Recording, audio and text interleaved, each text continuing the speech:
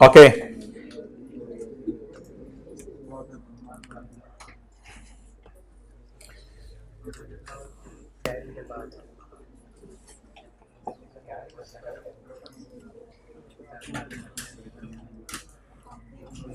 अच्छा, अब आपसे एक सवाल पूछता हूं मैं।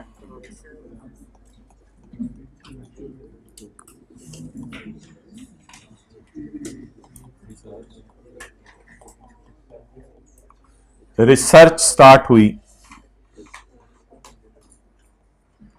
यकम जनवरी 15 को।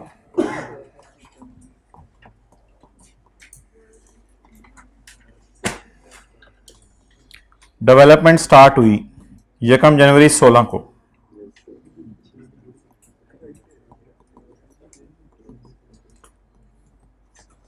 सिक्स क्राइटेरिया मेट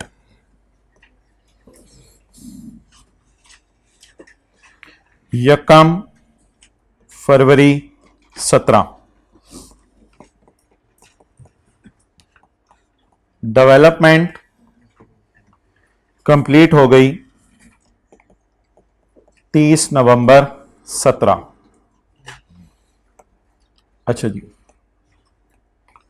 15 में खर्चा हुआ ₹10, 16 में खर्चा हुआ ₹15 और 17 में खर्चा हुआ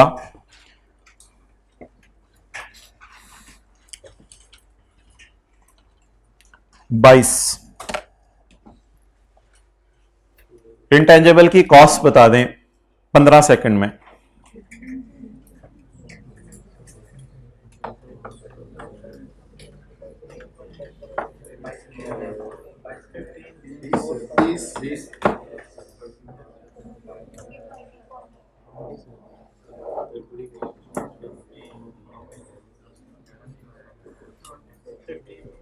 चलें, अब नोट कर लें एक दफा क्वेश्चन, फिर सॉल्यूशन नोट करते हैं।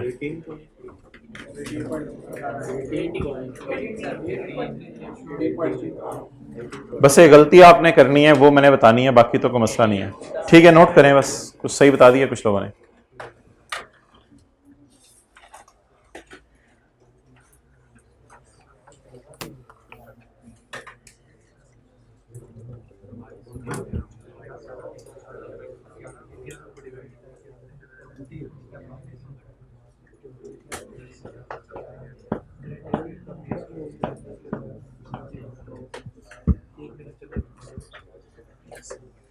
जल्दी नोट करें सवाल।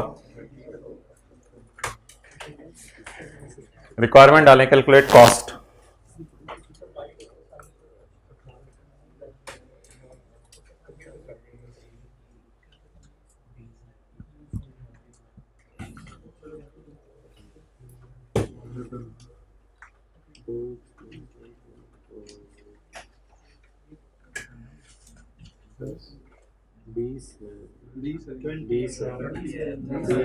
बीस वाले सही है।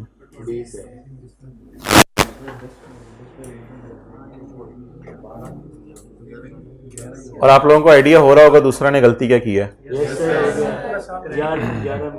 10/11 और 1/11।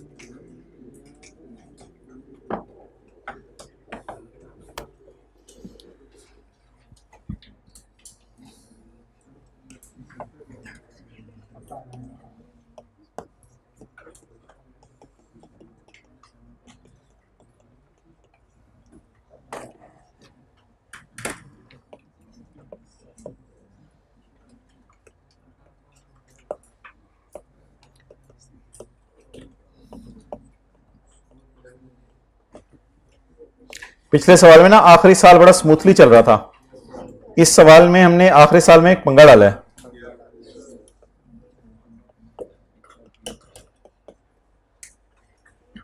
अच्छा जी, यकम जनवरी 15 से यकम जनवरी 16 क्या चलती रही? रिसर्च। इसके बाद यकम जनवरी 16 से यकम फरवरी 17 तक। यकम फरवरी का मतलब होता है सिर्फ जनवरी का महीना चलिए, यकम फरवरी में तो तो यकम फरवरी को 6 क्राइटेरिया मीट हो गया। इसका मतलब है इस अरसा साइंसदान हमें कहते रहे कि बस झक मार रहे हैं, हम कर रहे हैं कोशिश डेवलप करने की, लेकिन पता नहीं क्या चीज बन रही है। लेकिन इससे आगे वो कॉन्फिडेंट थे कि अब हमारी डेवलपमेंट अच्छी फेज में चली गई है। तो यकम फरवरी से 30 नवंबर तक फिर खर्चा होता रहा। अच्छा, तो ये कौन सी वाली फेज होगी? ग्रीन वाली। अब आप मुझे ये बताएं कि ये मैं एंड तक क्यों नहीं खींच के लेके जा रहा। R&D डिपार्टमेंट को हमने किस दिन बंद कर दिया है? 30 नवंबर 17 को। क्या आप मुझे बता सकते हैं हमारा पूरा प्रोजेक्ट कितना अरसा चला है? 2 साल और 11 महीने। 2 साल और अपॉर्शनमेंट सिर्फ किस साल में करनी पड़ती है? अपॉर्शनमेंट सिर्फ उस साल में करनी पड़ती है जिस साल में 2 कलर इकट्ठे नजर आ रहे हो, बाकी तो किसी साल में अपॉर्शनमेंट करने की जरूरत नहीं है। तो इस साल के खर्चे को कहां डाल दें? एक्सपेंस में। इस साल के खर्चे को एक्सपेंस में डाल दें। और ये जो 22 का खर्चा हुआ है, 11 महीने ये जो 22 का खर्चा हुआ है, ये 22 का खर्चा कितने महीने हुआ? तो भाइयों ये रट्टा नहीं है कि हमेशा 12 से डिवाइड कर देना है, डिवाइडेड बाय 12 करके। पिछले सवाल में हमने 12 से डिवाइड किया था क्योंकि वो मिड ईयर था, दरमियान वाला ईयर था, उसमें सारा साल काम चलता रहा था। क्या R&D डिपार्टमेंट सारा साल खुला रहा या नवंबर में उसको ताला लगा दिया? ये 22 क्या है? ये 22 11 महीने की साइंसदानों को दी गई तनख्वाह है। 12वां महीने साइंसदान आके लैब के बाहर बैठे रहे, दरवाजा खोलो, हमने कहा काम ही नहीं है। मजदूर आके बैठे रहे, काम दो, काम ही नहीं है। अब ये नवंबर तक उनको टोटल हमने कितने पैसे दिए इस साल? 22। 22 कितने महीने के दिए? 11। 11 से डिवाइड करेंगे 22 को और मल्टीप्लाई किससे करेंगे? मल्टीप्लाई किससे करेंगे? 10 से। बताएं जी। 22 divided by 11 multiplied by 10 is equal to 20। अब गलती क्या की थी? कितने लोगों ने 12 से डिवाइड कर दिया था? 12 महीने का खर्चा नहीं है ना, ये खर्चा कितने महीने का है? 11 महीने का खर्चा है। तो डिनोमिनेटर तो उसी पे डिसाइड होगा ना जब तक काम चला। और ऊपर 10 से मल्टीप्लाई क्यों किया है? क्योंकि एक महीना क्या चलती रही है? बोलो ना आप, एक महीना क्या चलती रही है? तो फरवरी, मार्च, अप्रैल, मई, जून, जुलाई, अगस्त, सितंबर, अक्टूबर, नवंबर क्या चलती रही है? अच्छी डेवलप। तो अब 2 कॉन्सेप्ट्स हो गए। ये कॉन्सेप्ट सबका क्लियर हो गया 100% बच्चों का कि रिसर्च को क्या करना है, बुरी वाली डेवलपमेंट को क्या करना है और अच्छी वाली डेवलपमेंट को क्या करना है। इस कॉन्सेप्ट में मुझे आपके मसला नहीं लगा। एक कॉन्सेप्ट में जो मसला लगा है वो लगा है महीने वाला। तो इस कॉन्सेप्ट को हम एड्रेस करते हैं फाइनली, एक आखिरी एग्जांपल करके इस कॉन्सेप्ट को हम एड्रेस करते हैं। 2010 के साल में खर्चा हुआ 2400। यकम फरवरी 2010 को रिसर्च शुरू हुई। यकम अप्रैल 2010 को डेवलपमेंट शुरू हुई। यकम मई 2010 को 6 क्राइटेरिया मीट हुआ और यकम अक्टूबर को डेवलपमेंट मुकम्मल हो गई। चलें जी,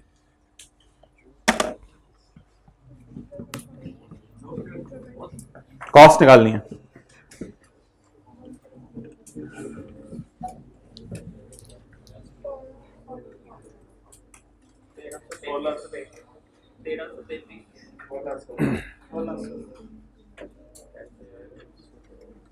लैब किस दिन खुली? यकम फरवरी को। लैब किस दिन बंद हुई? यकम अक्टूबर को। इस बेस पे कोई डिसीजन लें, फिर अगली बात है। क्या? मुझे नहीं पता क्या आ रहा है, जो भी आए।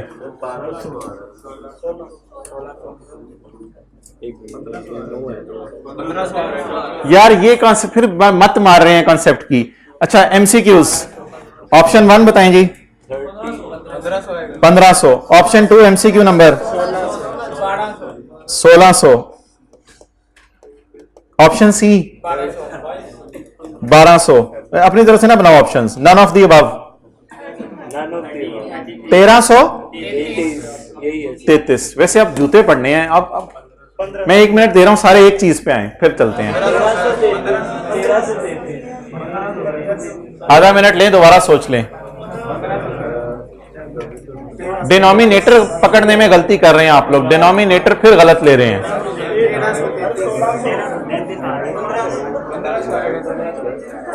अच्छा 1500 वाले हाथ खड़ा करें हाइब्रिड में, आप भी। अच्छा सिंपल सी बात है, लैब किस दिन खोली? यकम फरवरी 2010 को। बंद किस दिन की? फरवरी मार्च। अब मैं डायग्राम्स नहीं बना रहा, पेपर में डायग्राम बनाने का टाइम नहीं होना। फरवरी मार्च अप्रैल में ये सलूक आप डेप्रिसिएशन के टॉपिक के साथ करते थे, कभी महीने सही नहीं गिनते थे। ये सलूक आप इधर इसके साथ कर रहे हैं। फरवरी मार्च अप्रैल मई जून जुलाई अगस्त सितंबर। अक्टूबर का एक दिन को काम करने का सुबह सुबह ही फर्क कर दिया होगा उनको। अक्टूबर का महीना ना पूरा गिन लीजिएगा, होश में रहना भाइयों। ये कम अक्टूबर को सुबह आए होंगे, हमने कहा था भाई बंद है लैब, जाएं। उन्होंने कहा कि बरकत के लिए लैब खोले, सामान उठा ले। अच्छा चलो सामान उठा लो अपना। क्लियर? बोले बोले बोले कितने महीने? 8 महीने। तो न्यूमरेटर डिनोमिनेटर कुछ लोगों को पता नहीं होता। नीचे वाला बोले, नीचे वाला 2400 को डिवाइड किससे करें? 8 से। और ये कौन सी फेज है? येलो वाली। ये कौन सी फेज है? ऐसे भी हम बना सकते हैं। और ये कौन सी फेज है? कहां से कहां? मई जून जुलाई अगस्त सितंबर। 5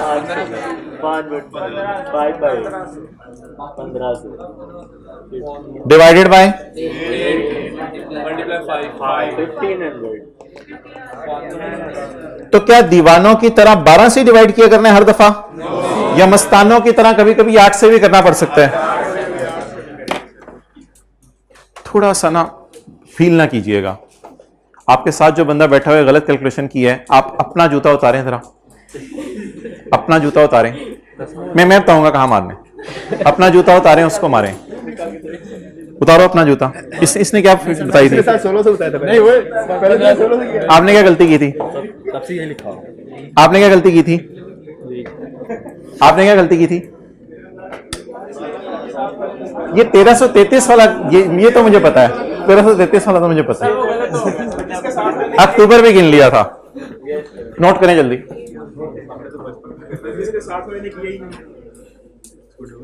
ठीक है जी, हम इसकी और मिसाल नहीं कर रहे बस। हाँ जी, ओ मैंने कहा कोई सवाल है? अच्छा एसी यार, इसको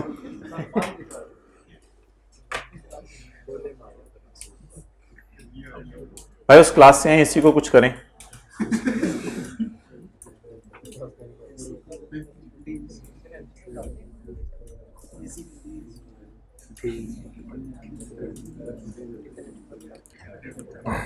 क्वेश्चन 3 निकाल लें, पीछे करें 2-3 सफे, पेज नंबर 225। 225 नहीं, 225। जो जैसे जैसे कह रहे हैं वैसे वैसे करते रहें।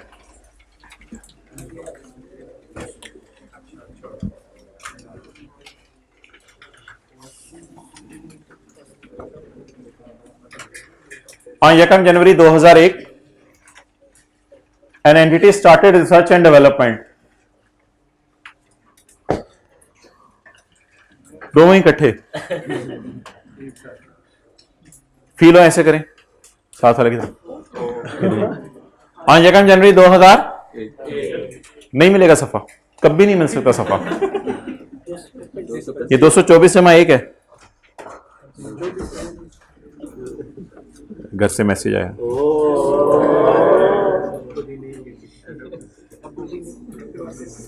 जल्दी आएगा ना ऐसा टमाटर पड़ेगा। On Jacob January 2001, an entity started research and development on a project. Details of cost incurred are as follows. अब उसने रिसर्च एंड डेवलपमेंट दोनों शुरू कर दिया है। ईयर एंड क्या है?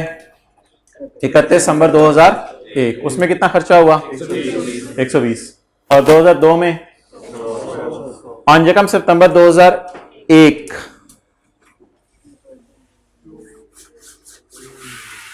ऑन जेकब सितंबर 2001 जनवरी, फरवरी, मार्च, अप्रैल, मई, जून, जुलाई, अगस्त, 8 महीने बाद 8 महीने बाद recording criteria for capitalization of intangible was met. Recording criteria पूरा हो गया। Prepare journal entries for 2001 and 2002 assuming project is yet not complete on 31 December 2002 तक भी प्रोजेक्ट अभी तक मुकम्मल नहीं हुआ। ये रिकवरेबल अमाउंट तो इसने इसलिए दिए कि हम इंपेयरमेंट टेस्ट परफॉर्म करें, तो इसको जरा छोड़ें, इंपेयरमेंट टेस्ट बाद में परफॉर्म करेंगे। पहले जरा नॉर्मल डेटे को देख लें। इंपेयरमेंट तो तब करेंगे ना जब बीवी आए, जब बीवी नहीं तो फिर इंपेयरमेंट कहां से? तो पहले बीवी कैलकुलेट करेंगे, firstly BV then impairment. On जेकब जनवरी दो बड़ा you laughing at book value. On जेकब January 2001 an entity started research and development, इधर देख लो, on a project. Details of cost income 2001 में कितना खर्चा हुआ? 120 और 2002 में 100 रुपया। अच्छा, अब आप मुझे बता दें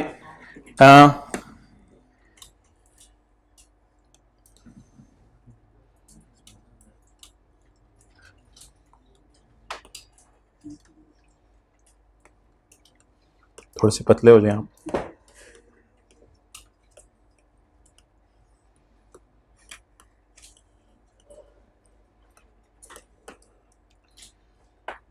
येलो पकड़ लूं, रेड पकड़ लूं?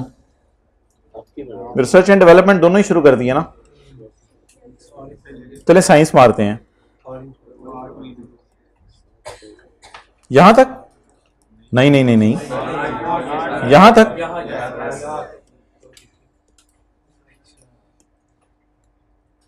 ये सही है। मजा आया? जो मर्जी समझ ले, बस खर्चे में डालना है ना। येलो को भी किस में डालना है? खर्चे में। और रेड को भी किस में डालना है? सवाल ने हमें वाजे बताया या सड़क पे खड़ा कर दिया? क्या क्या कहा? रिसर्च शुरू की, डेवलपमेंट शुरू की, या दोनों ही छिक्के रखी? ऑन जेकब January 2001 an entity started R&D। कर लो गल, R&D। टीचर उस तरह पढ़ाते हैं, पेपर में इस तरह आता है, आपको पता है। अच्छा, ऑन जेकब January 2001 an entity started research and development on a project. Details of cost incurred are as follows. On जेकब सितंबर 2001 recording criteria for capitalization was met, यानी रिकॉर्ड करने का इंटेंजिबल को क्राइटेरिया पूरा कर गया था। इसका मतलब है इस फेज को हम क्या कर दें? कैपिटलाइज। रिक्वायरमेंट पढ़ के बताएं, लैब बंद कब हुई?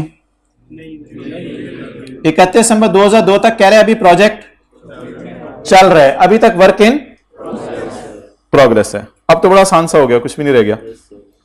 खर्चा बताएं। 2001 में 120 और इधर 100, तो 120 के क्या कर दें? टोटे टोटे, और 100 के कुछ भी नहीं। तो अब पहले मैं आपको एंट्रीज करके दिखा देता हूं, लेकिन दोनों एंट्रीज के नीचे हम एक एक एंट्री की जगह छोड़ देंगे, वो इंपेयरमेंट की एंट्री होगी, उसके लिए जगह छोड़ देते हैं, लेकिन इन दोनों एंट्रीज को पहले कर देते हैं। तो 120 को क्या करें? अब तो 12 से डिवाइड कर दो ना, क्योंकि जेकब जनवरी को शुरू हो गया, पूरा साल लैब खुली रही है, तो अब तो 12 से डिवाइड कर दूं। 120 डिवाइड बाय 12 इंटू 8, 9 नहीं 8, जेकब सितंबर लिखा हुआ है। 8/12 को एक्सपेंस में डाल दें और 4/12 को, और इस पूरे को भी कैपिटलाइज कर दें। जेकब सितंबर है ना, तो सितंबर, अक्टूबर, नवंबर, दिसंबर 4 महीने बनेंगे। कैमरा उधर ही रखो, कैमरा।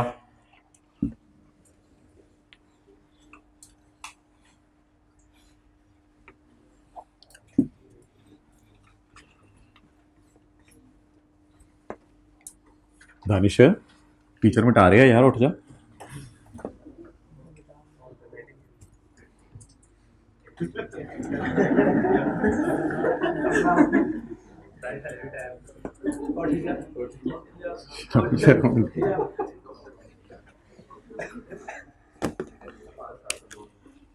दो 2010 पाइजन की उधर ही फरारी अड़ी हुई है अभी। 2002 सर साल वो बोले आई के अपने क्यों नहीं लिखे जो आपने क्वेश्चन में कहे थे? आपने तो 15-16 का सवाल कराया था, पेपर में 18-19 का आ गया। बीए कर लो फिर। तो 120 का खर्चा पूरे साल हुआ 120। अच्छा, इसमें रिसर्च एक्सपेंस, डेवलपमेंट एक्सपेंस को लिखने की जरूरत नहीं, बस आप पेपर में खाली एक्सपेंस भी लिख देंगे तो चल जाएगा, लेकिन ये ना कीजिएगा खाली एक्सपेंस लिख रहे हो इस तरह। एक्सपेंस डेबिट, कैश पूरा कितना है 120। वर्क इन प्रोग्रेस का लॉस हम बैलेंस शीट मारते हुए डाल देंगे, यहां भी डाल सकते हैं। 120 इंटू 8/12 और 120 इंटू 4/12।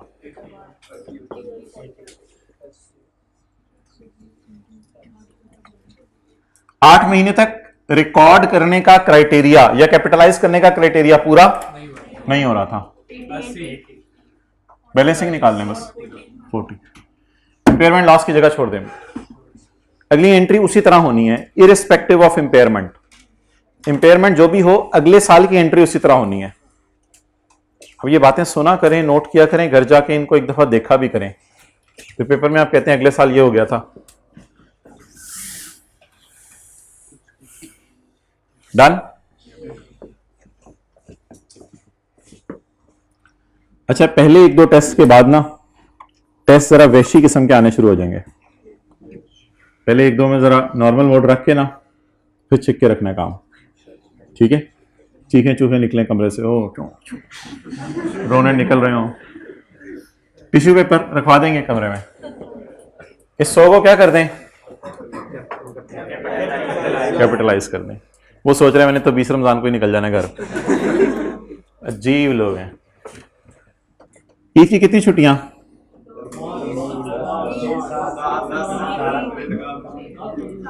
ज्यादा हो जाएंगी, 2 आपके फ्यूचर से खेल रहे हैं कॉलेज वाले।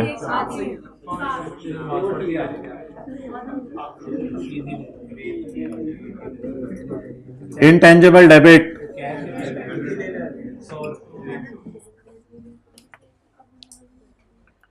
ओके आप जरा खड़े हो जाओ, खड़े हो जाओ।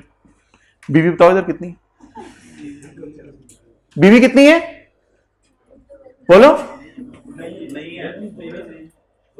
भैया, याद रखिएगा जिंदगी में आपको बता रहा हूं, बीवी बैलेंस शीट में जाती है, P&L में नहीं जाती है।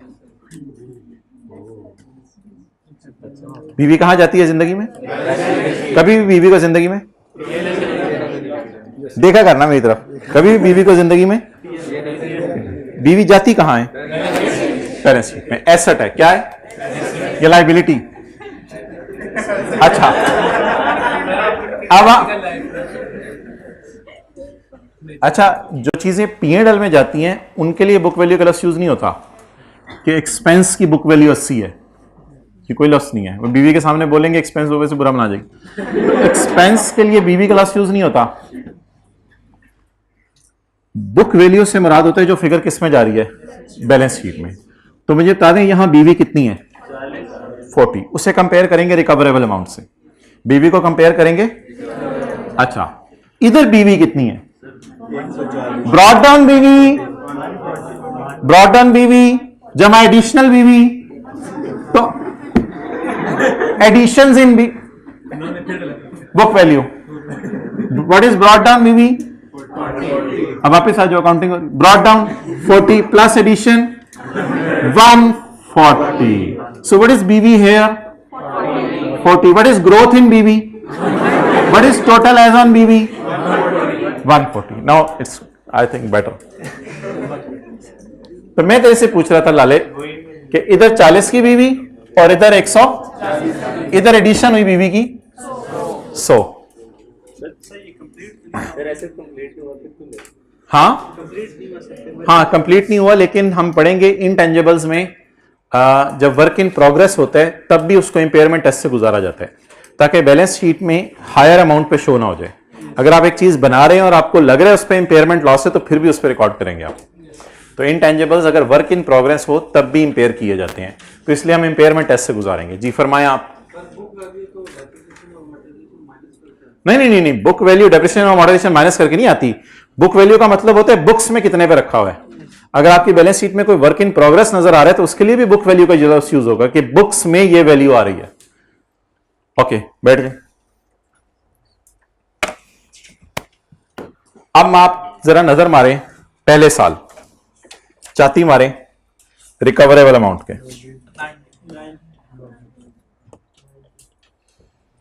पहले साल रिकवरेबल अमाउंट क्या है? 90। वर्किंग करते हैं। इंपेयरमेंट लॉस किससे निकालना है? 31 दिसंबर 1 पे। कल क्या किया था? इधर बुक वैल्यू या कैरिंग अमाउंट लिखी थी। बीवी और सीए एक ही चीज है। अच्छा, और अब आप लोग खुद इधर उधर बात लेके जाते हैं। अच्छा, बीवी बोले recoverable amount, no impairment. Impair करने की जरूरत नहीं है। हमने बुक्स में कितने पे शो की हुई है चीज?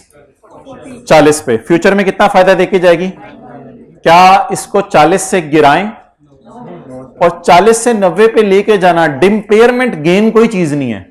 ये पता नहीं क्या लॉस निकाला है हमने। डिम्पेयरमेंट गेन ऐसी कोई चीज नहीं है। तो बस इंपेयरमेंट लॉस कोई चीज है। तो फ्यूचर फोरसीन गेन्स रिकॉर्ड नहीं करने, फोरसीन लॉसेस रिकॉर्ड करने हैं, फोरसीन गेन्स रिकॉर्ड नहीं करने। ओके, तो there is no impairment loss, तो नो एंट्री ऑफ इंपेयरमेंट।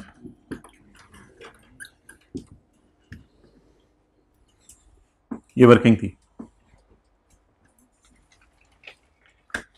चलें अगले साल।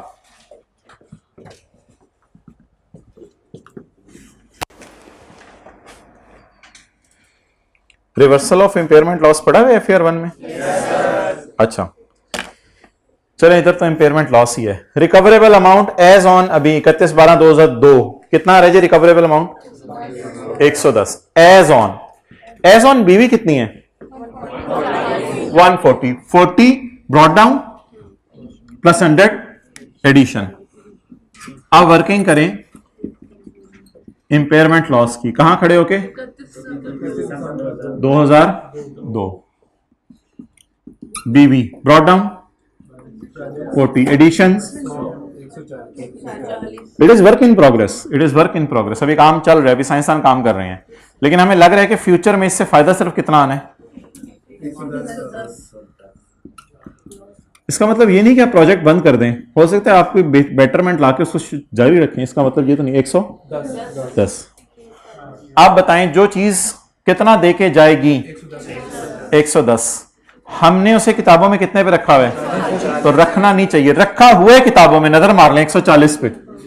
अगर बैलेंस शीट 140 पे नजर आएगी, इसको आप डाउन करें। मर्जी है आपकी, नेगेटिव साइन लगाना है लगाएं, नहीं लगाना उससे कोई फर्क नहीं पड़ता। It is very important loss, impairment loss.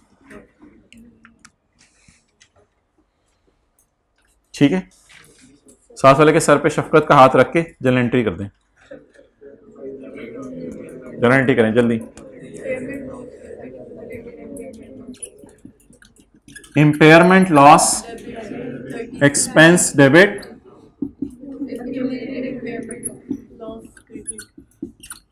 accumulated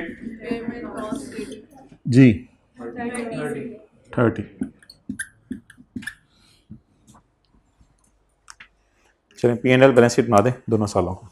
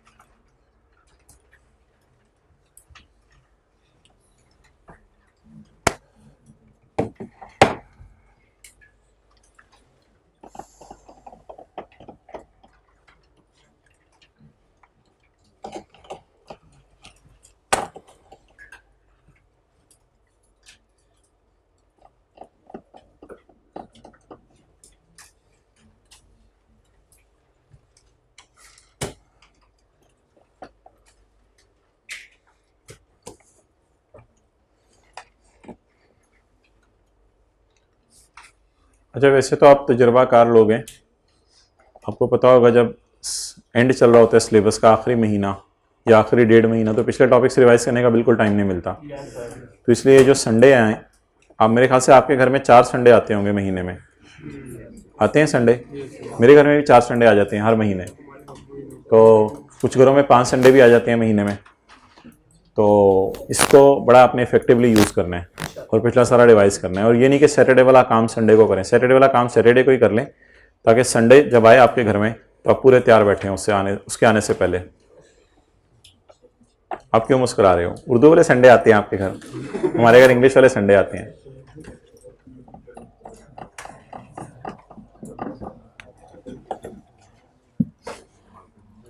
okay,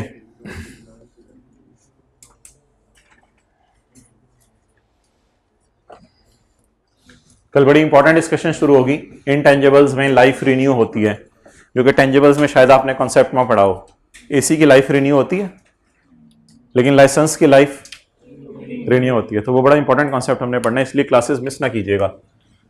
और इंशाल्लाह 23 मार्च को पूरे जोबन पे हम क्लास रखेंगे। अगर 23 मार्च को बाकी टीचर्स ने ऑफ कर दिया तो हम इंशाल्लाह फिर 3 घंटे क्लास रखेंगे।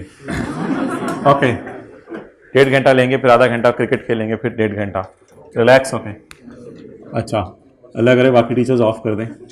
तो 2000 अभी से देखें, लोड अभी से डाल लें अपने ऊपर, जो डालना है वो आखिरी दिनों में जो लोड पड़ता है ना, फिर आप अनलोड हो जाते हैं।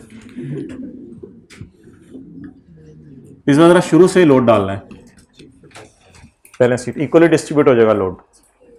एक इतवार हम इंशाल्लाह ऑन करेंगे बिफोर ईद, अच्छा बिफोर छोटी ईद, बिफोर बड़ी ईद एज वेल। 2002 और 2001 एक्सपेंसेस में बताएं जी क्या जाएगा? एक्सपेंसेस में पहले बता दें, P&L बना लेते हैं। एक्सपेंस जाएगा R&D वाला, और इंपेयरमेंट लॉस तो नहीं जाएगा 2001 में। 2002 में इंपेयरमेंट लॉस 30। उदासा क्यों लग रहा है P&L? अमोर्टाइजेशन नहीं है। उदासा इसलिए लग रहा है कि अमोर्टाइजेशन नहीं है। अमोर्टाइजेशन क्यों नहीं है? क्योंकि अभी इंटेंजिबल वर्क इन प्रोग्रेस।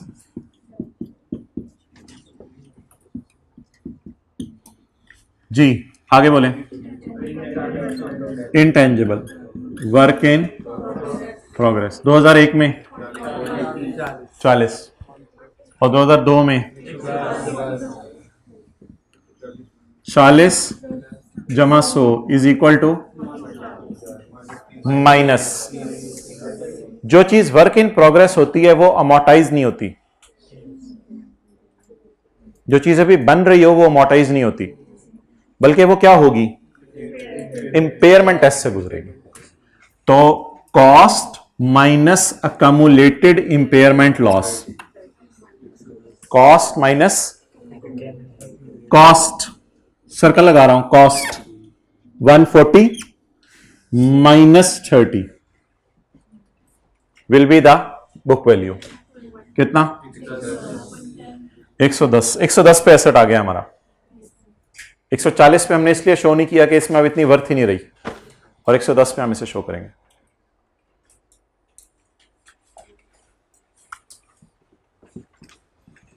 अब सिर्फ आपको स्टैंडर्ड से चीजें दिखानी है जो हमने पढ़ी हैं, ताकि आप घर में जाकर उनको हाईलाइट कर लें।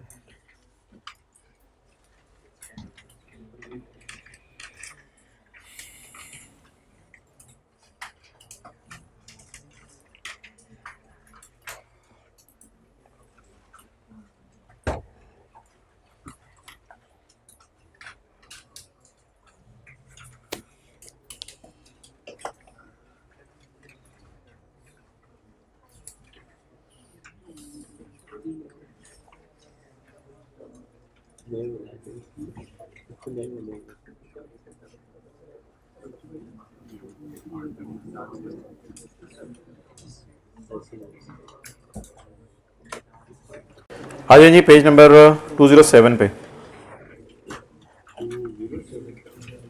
आज वाले नोट्स में होगा।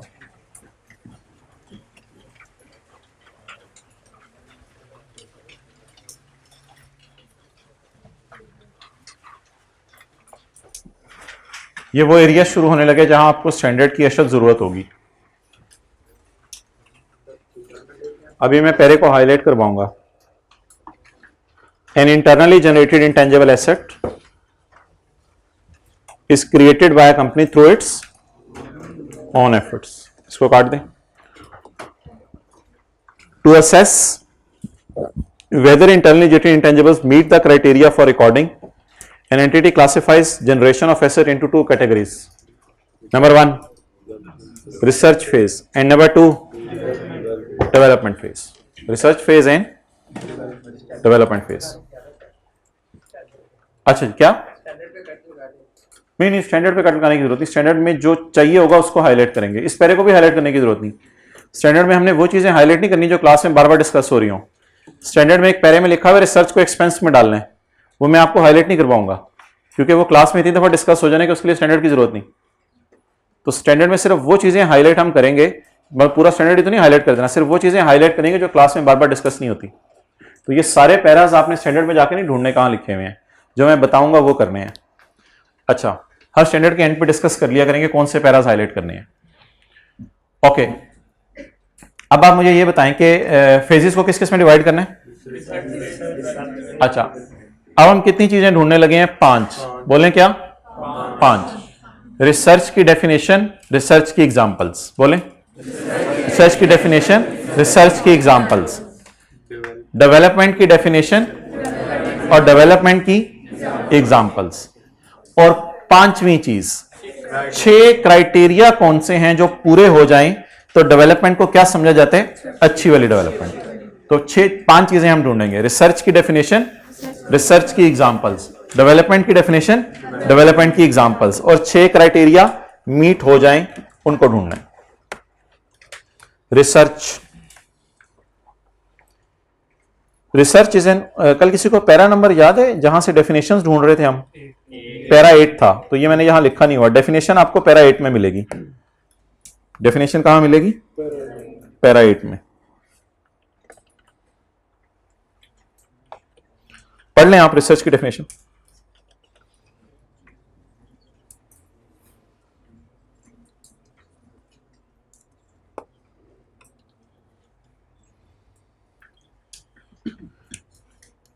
It is original and planned investigation undertaken with the prospect of gaining new scientific or technical knowledge and understanding. अच्छा, जरा डेवलपमेंट की डेफिनेशन आप ढूंढने कहीं डेवलपमेंट की डेफिनेशन। अब कोई लफ्ज ऐसा ढूंढे जिससे आपको पता चल रहा हो कि वो रिसर्च थी, ये डेवलपमेंट है। एप्लीकेशन ऑफ, अप्लाई करना चीजों को, डेट विल फॉल अंडर। अब ये चीजें आप याद नहीं कर सकते, नेवर, ये आप चीजें याद नहीं कर सकते। अब अगर स्टैंडर्ड में आ जाए कि ये रिसर्च की डेफिनेशन है जो डेवलपमेंट की है, तो स्टैंडर्ड खोल के आप देख लेंगे एमसीक्यूज में कि ये रिसर्च की डेफिनेशन थी या डेवलपमेंट की। लेकिन ये बहरहाल आसान है। Research is original and planned investigation undertaken with the prospect of gaining new scientific और टेक्निकल नॉलेज। लैब ज़हन में रखें। However development is the application of a और other knowledge to a plan और अ डिजाइन। प्लान और design पहले हो चुका है। प्लान और डिजाइन का कहां हो चुका है? पहले। प्लानिंग पहले हो गई है। अब प्लान चीज को क्या किया जा रहा है? अप्लाई किया जा रहा है। तो development is the application of research finding और other knowledge to a plan और a design for the production of a new और substantially improved material, improved devices, improved product, process, system, services before the start of commercial production का लफ्ज़ इसने use किया है। Before the start of commercial production, factory को देने से पहले। फैक्ट्री में क्या शुरू हो जाती है? Commercial production. फैक्ट्री में कमर्शियल प्रोडक्शन वो होती है, बोतलें बिकेंगी और बिक के कहां जाएंगी? बाजार के अंदर। तो फैक्ट्री में कौन सी प्रोडक्शन शुरू होती है? Commercial production. फैक्ट्री में प्रोडक्शन भी होती है कुछ चीजों की और कुछ चीजों का यूज भी होता है। अगर हम फॉर्मूला बनाएं तो फैक्ट्री में उससे बोतलें प्रोड्यूस होंगी, लेकिन अगर हम सॉफ्टवेयर बनाएं तो फिर हमारी अपनी कंपनी में यूज होगा, फिर वो शायद प्रोडक्शन नहीं होगी, वो यूज होगा। तो जो डेवलपमेंट के बाद चीज सामने आती है, क्या उससे बोतलें ही बिकनी है या वो चीज यूज में भी आ सकती है? अगर वो बोतलों का फॉर्मूला है तो उससे प्रोडक्शन होगी, और अगर वो सॉफ्टवेयर की कोडिंग है कॉलेज वालों ने आईटी के टीचर से कहा, कॉलेज वालों ने आईटी के टीचर से कहा कि आप हमें फॉर्मूला बना, सॉरी सॉफ्टवेयर बना के दे दो फीस का, तो वो फिर कॉलेज वाले प्रोड्यूस करेंगे उससे कुछ या उसको यूज करेंगे? यूज करेंगे। क्लियर? सुनते हो अटेंटिवली चीजें।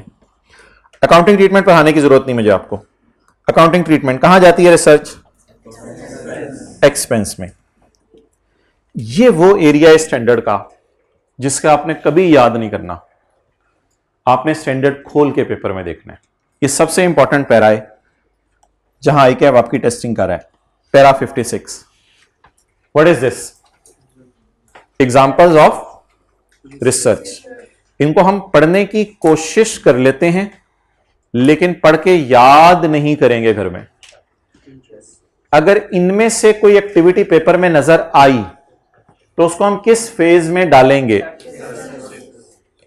अभी तक 1-2 साल पहले तक रिसर्च और डेवलपमेंट की एग्जांपल्स वो टेस्ट नहीं कर रहा था, सिर्फ बता देता था। अभी 3 सवाल मैंने कराए हैं, तीनों में मैंने बताया है कौन सी रिसर्च है कौन सी डेवलपमेंट है। अब वो जरा आगे चला गया है, वो रिसर्च और डेवलपमेंट लफ्ज नहीं लिखता, वो इनमें से कोई ढूंढ के लफ्ज लिखता है। अगर इनमें से कोई लाइन आई तो वो क्या चल रही होगी? और उनमें से डेवलपमेंट। अब इनको घर में जाके बस 2-2, 3-3 दफा हमने स्टैंडर्ड से पढ़ना है। पैरा 56। रिसर्च क्या होती है? लैब में चल रही है, लैब में चल रही है research. Activities aimed at obtaining a new knowledge.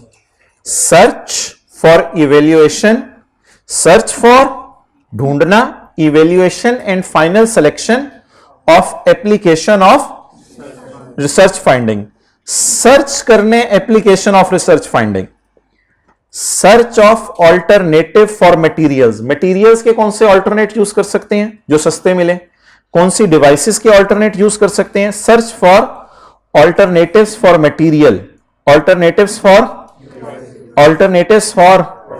Search for alternatives of processes, search for alternative of system, search for alternative of services. तो प्लीज आप कम से कम एक एरो तो खींचें ताकि आपको सर्च फॉर ऑल्टरनेट का लफ्ज याद रहे, स्टैंडर्ड खोल के भी आप देख सकें। ऑल्टरनेट इनका ढूंढ रहे हैं, इनका ढूंढ रहे हैं ऑल्टरनेट। अगेन मैं कहूंगा ये याद करना पॉसिबल नहीं है, ये चीजें स्टैंडर्ड खोल के ही हम देखेंगे इंशाल्लाह, पास पेपर के सवाल जब करना शुरू करेंगे।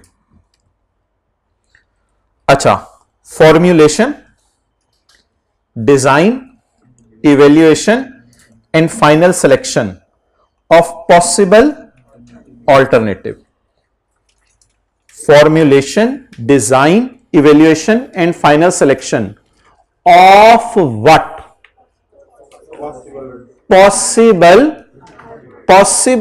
alternatives को डिजाइनिंग की जा रही है for new or improved material, for new or improved devices, for new or improved products, processes, systems और सर्विसेज। इन अल्फाज को सिर्फ हम पढ़ेंगे आज, आप एक दफा घर जाके पढ़ेंगे, फिर जब सवाल आएंगे तो जिस तरह ढूंढने वाली चीजें नहीं होती, ये चीज इससे मैच करो, ये चीज इससे मैच करो, तो फिर हम मैच करना शुरू करेंगे। आगे आए डेवलपमेंट की एग्जांपल्स। डेवलपमेंट की examples, examples of development are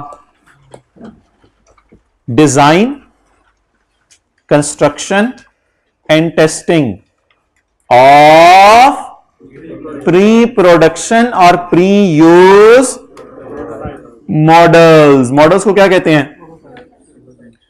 आप बता दें सैंपल बनाना कहां जाएगा? चीजों के सैंपल बनना शुरू हो गए हैं डेवलपमेंट में। सैंपल बनाना कहां जाएगा? Sample, model, prototypes. प्रोटोटाइप क्या होता है? वो चीज बनाना या उस जैसी चीज बनाना? उस जैसी चीज। मॉडल क्या होता है? मॉडल क्या होता है? गाड़ी बना दी या गाड़ी जैसी कोई गाड़ी छोटी बना के देखी, मॉडल। लोग कहते हैं ना मॉडल बनाया हमने चीज का। क्या बच्चों के स्कूल के अंदर फंक्शन होते हैं, बच्चों को कहा जाता है चीज का मॉडल बना के लाएं, तो चीज होती है नहीं, उसका क्या होता है? छोटा सा मॉडल होता है। तो मॉडल, सैंपल, प्रोटोटाइप बनने शुरू हो गए हैं। अच्छा, अब एक मजे की चीज, ये मॉडल और प्रोटोटाइप्स और पायलट प्लांट, ये सारी टेंजेबल चीजें हैं। इंटरेस्टिंग चीज, ये सारी टेंजेबल चीजें हैं। मॉडल को आप टच कर सकेंगे। आप प्रोटोटाइप को टच कर सकेंगे। Pilot plant that is not of a scale economically feasible for commercial production। Pilot plant, production plant नहीं। प्रोडक्शन प्लांट बन गया वो तो पीपीई है। छोटा सा प्लांट बनाया है, प्लांटी बनाई है, प्लांटी से सैंपलियां निकालनी है, प्लांटी से मॉडलियां निकालनी है, छोटा सा प्लांटा बनाया है। अब ये जो प्लांट छोटा सा बन रहा है, पायलट प्लांट है, ये पीपीई नहीं है, ये प्लांट टचेबल होगा, प्लांट को आप टच कर सकेंगे। प्रोटोटाइप, मॉडल, ये प्लांट बनने का खर्चा और मॉडल बनने का खर्चा, ये डेवलपमेंट का खर्चा है, ये डेवलपमेंट का खर्चा है। और इस डेवलपमेंट के खर्चे को आपने कैपिटलाइज करना है। यानी लैब के अंदर साइंसदान ने फोन किया ओनर को, भाईजान पायलट प्लांट बनाने हैं। उसने कहा बनाओ, लोहा खरीद के ला रहे हैं, आरियां खरीद के ला रहे हैं, पेच खरीद के ला रहे हैं, फलां, पायलट प्लांट बन गया। देखने में पीपीई है, स्टैंडर्ड कहता है पीपीई में कभी नहीं डालना, क्योंकि कौन सा प्लांट है? Pilot plant. इसको पीपीई में ना डालो, इसे डेवलपमेंट फेज की एग्जांपल में डालो। हजम नहीं होगी आपको बात, बट ये डेवलपमेंट फेज है और ये टचेबल है। लेकिन स्टैंडर्ड जब खुद कहते तो फिर हम कौन होते हैं ची चला करने वाले? ये डेवलपमेंट है, इंटेंजिबल बनने में हेल्प हो रही है। तो पायलट प्लांट की कॉस्ट और पायलट प्लांट के अंदर से निकलने वाले मॉडल्स पे बनने का खर्चा, मॉडल्स के लिए मटेरियल खरीदना पड़ेगा, फिर ही तो मॉडल बनेंगे। प्रोसेस, शीशियां, बोतलें, दवाई के लिए खरीदनी पड़ेंगी। ये सारी खर्चे, tools, jigs, moulds and dies, जिन चीजों के अंदर, सांचों के अंदर उनको डाला जाएगा, जिन सांचों के अंदर डाल के उनको शेप दी जाएगी, वो सारे टचेबल हैं, बट कहां फॉल करेंगे? और डेवलपमेंट में फॉल करने की वजह से अगर अच्छी वाली डेवलपमेंट हुई, वो फिर बात कल करेंगे। 6 क्राइटेरिया ना अभी मैंने छुड़वा दिए, ये पैरा 57 में लिखे हुए हैं। अच्छा जी, बस पहले 3 पढ़ लें। Number 1, design, construction and testing of pre production और pre use, design of tools, jigs, mould, सांचे, जैसे बर्फ के लिए सांचा होता है, and dies involving new technology. अच्छा, आपको वैसे लग रहा है डेवलपमेंट शुरू हो गई है? रिसर्च में और तरह की बातें थी, यहां आप देख रहे हैं जरा एडवांस लेवल की बातें हो रही हैं। और उसके बाद डिजाइन, कंस्ट्रक्शन, आज जाके यूट्यूब पे देखिएगा व्हाट इज पायलट प्लांट, इस तरह लिखिएगा तो एक फैक्ट्री सी आ जाएगी, बल्कि फैक्ट्री नहीं, R&D डिपार्टमेंट आपको आएगा, R&D डिपार्टमेंट के अंदर पायलट प्लांट बना हुआ आपको नजर आएगा। तो कभी और भी काम कर लिया करें कोई mobile. Design, construction and operation of a pilot plant that is not for a scale economically feasible. इससे कमर्शियल प्रोडक्शन नहीं हो सकती, बल्कि कौन सी प्रोडक्शन होगी? सिर्फ ट्रायल प्रोडक्शन होगी। डन जी, ओवर। पॉइंट डी कल पढ़ लेते हैं जी।